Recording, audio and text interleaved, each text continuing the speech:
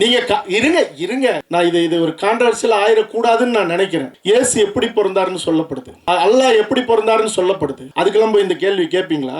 தமிழ் சினிமால ஜாதி இல்லாம இல்ல, 100 வருஷ சினிமால எவ்வளவோ ஜாதி இருந்தது இருக்கு. சமீப காலமா கர்ணன் வருது, அசுரன் வருது, திரௌபதினு வருது, படையாண்ட மாவீரன் வருது. இன்னைக்கு உள்ள அந்த ஒரு ஆரோக்கியமான அந்த யங்ஸ்டர்ஸ்குள்ள இது வந்து மோதலை ஏற்படுத்துதா? மாறி மாறி நீங்க வந்து இப்படி உங்க படைப்பு அவங்க சொல்லுதோ, அவங்க படைப்பு சொல்லுதோ, ஒரு வன்முறையோ ஒரு மோதலையோ ஒரு ஜாதி பாசத்தையோ இல்லை ஜாதி வரியோ ஏற்படுத்தாதா?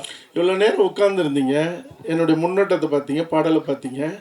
உங்களுக்கு எங்கேயாவது ஒரு சின்ன ஒரு அதிர்வு, எதிரான ஒரு மனநிலை என் படைப்பிலிருந்து உங்களுக்கு ஏதாவது வந்து சேர்ந்துருக்கா? சரி, அப்படி சொன்னா இல்லை இல்லை அப்படி இருங்க, அப்படி அவர் அப்படி சொன்னா இருங்க, ஒரு ஜாதியை குடிக்கிறது விடுங்க.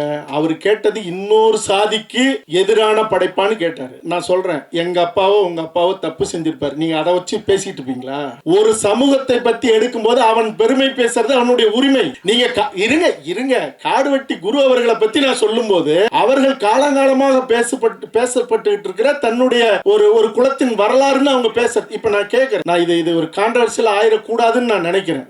இயேசு எப்படி பிறந்தாருன்னு சொல்லப்படுது, அல்லாஹ் எப்படி பிறந்தாருன்னு சொல்லப்படுது. எல்லாரும் இன்னைக்கு தேர் இழுத்து கூட்டிட்டு போறோம்ல, பிள்ளையார் எப்படி பிறந்தாருன்னு சொல்லப்படுது. அதுக்கெல்லாம் போய் இந்த கேள்வி கேட்பீங்களா?